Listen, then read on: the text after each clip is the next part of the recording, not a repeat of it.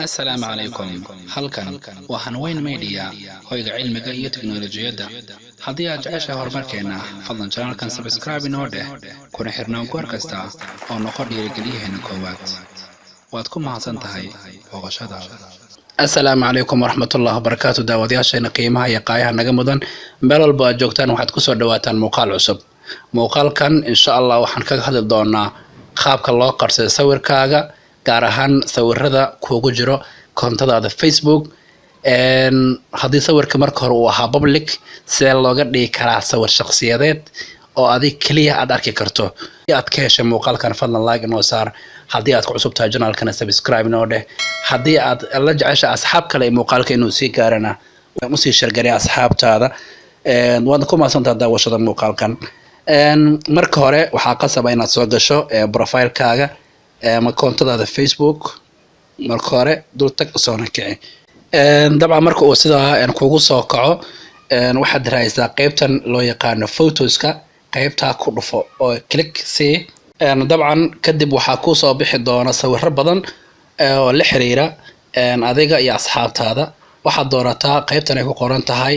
your photos ama qaybta loo yaqaan albums labadaba waa isku mid sawirro badan ayaa kugu jira balse adiga ayaa yaqaana midka aad qarsanayso iyo waxyaabaha adiga si gaar ah ku quseeya kadib sawirro badan ayaa ku soo bixi doona oo aad in badan soo dhigtay bartaada Facebook midka aad rabto oo aad jeceshahay in aad qariso dooro click ku si tusaale ahaan aniga kan ayaan imika click siinaya aan dooranaya si aan ugu tijaabiyo hawshan aan qabanayno marka muuqaalka uu sida kugu soo muuqdo sidaan kugu soo baxo waxa aad timaada qaybtan wareega yar ee qariidada ay ku sawiran tahay halkaas imaaw halkaas marka aad ku dhufato waxa imika ku hoos qoran public macnaha waxay tahay sawirkan public waa bulshada dhan ayaa sawirkan arki karta haddii aad jeceshahay marka in kaliya aad aragto halkaas guji oo click see markii uu xoogaa yar shaqeeyana waxa ku soo baxay doorashooyinkan badan kan ugu horeeya waa public waayo qof kasta ayaa arki kara oo Facebook isticmaala kan labaad waa friends waxaana sawirkaaga arki kara oo kaliya asxaabta aad ku leedahay Facebook ka saddexaad waa friends accept ama exception waa asxaab laga soocay asxaabtii badnayd waxa arki kara kaliya dadka qaar oo aad adiga ogolaato kan afaraadna waa only me oo macnaheedu tahay sawirkan kaliya aniga ayaa arki kara kaas jugsi oo ku dhufo kadibna maxaa dhacay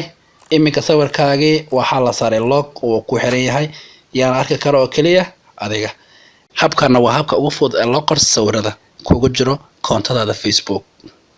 waad ku mahadsan tahay daawashada muuqaalka xigta aan ku kulmi doono waa walaalkiin Cabdirasaaq Cabdullaahi oo idinku dhaafaya sida ay nabadgeliyo wassalaamu calaykum waraxmatullaahi wabarakaatuh